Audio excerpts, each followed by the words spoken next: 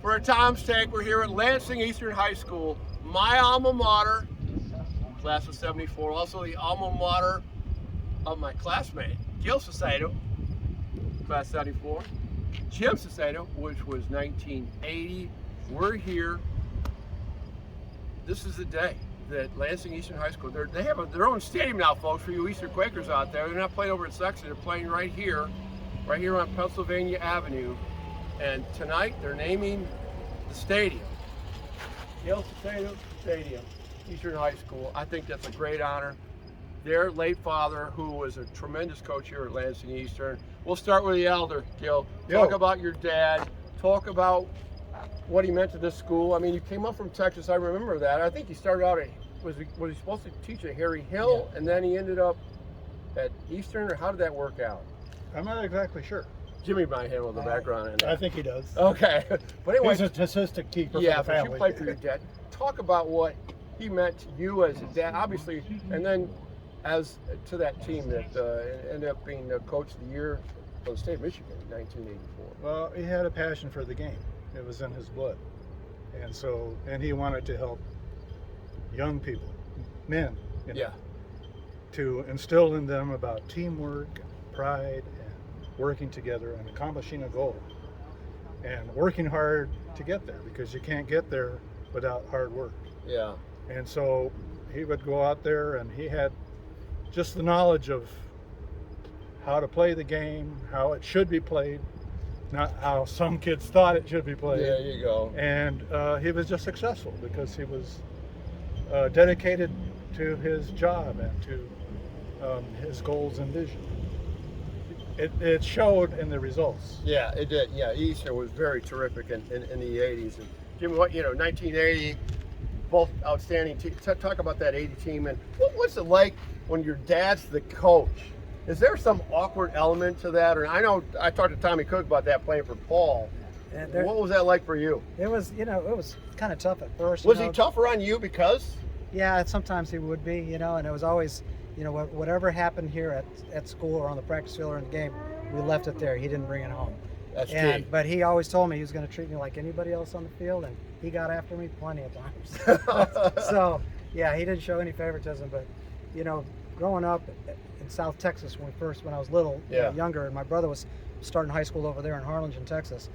My dad was coaching there, and so I was able to see it as a little kid. I used to be on the sidelines as a ball boy. Oh, yeah. So I remember vividly, him communicating with those kids like he did here. And he instilled that in all these kids. And it was more about not just the game and winning and succeeding in the sport. It was more about teaching these kids life lessons. Right. And because these are not going to be NFL players you're trying to create here. Yeah.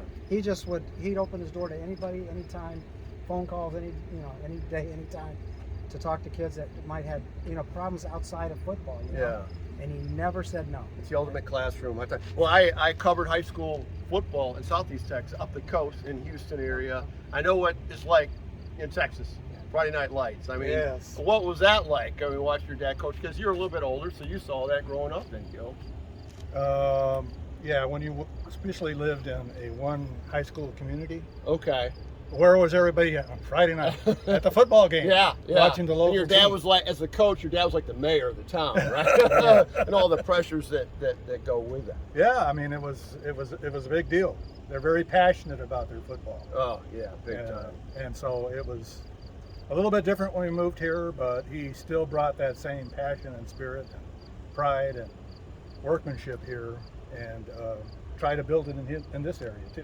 Right, absolutely. So Jimmy, tonight, Eastern High School plays Flint Hamady, I believe it is. Flint Hamady, yep. Quakers are kicking off the season. They've struggled lately. They're going to try to turn things around.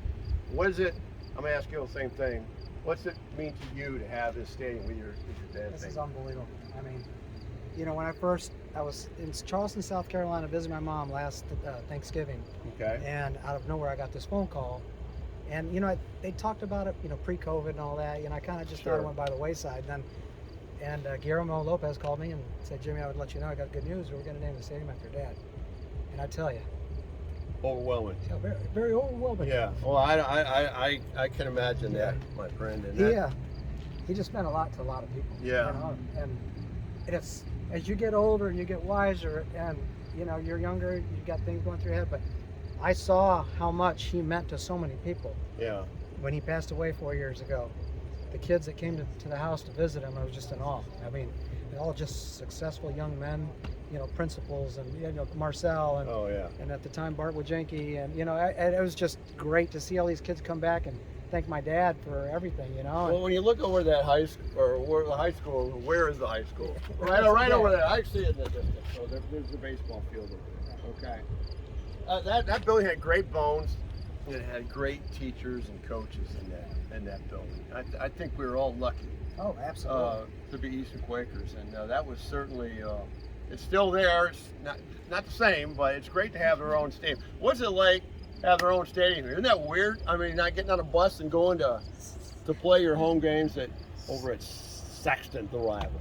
Yeah, that was always odd to me, playing a game at someone else's high school as our home game. Yeah.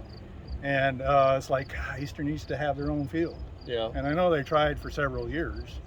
I thought it was never going to come to pass, but they finally decided that they should. It's Yes. great. And this is awesome. Yeah, It's awesome field. this is awesome. Well, it's going to be an awesome night, folks. Eastern versus Flint-Hamney. I'm going to post this here in a short time. Get everybody to come out here, all those Quakers around town, come out and watch the naming of the Gil Sauceda Stadium right here on Pennsylvania Avenue. They're the Quakers, and we got 3 Quakers right here. Thanks again for watching, and congratulations to the Sauceda family. I think this is a great honor for all of you. Thank you. All right, thanks.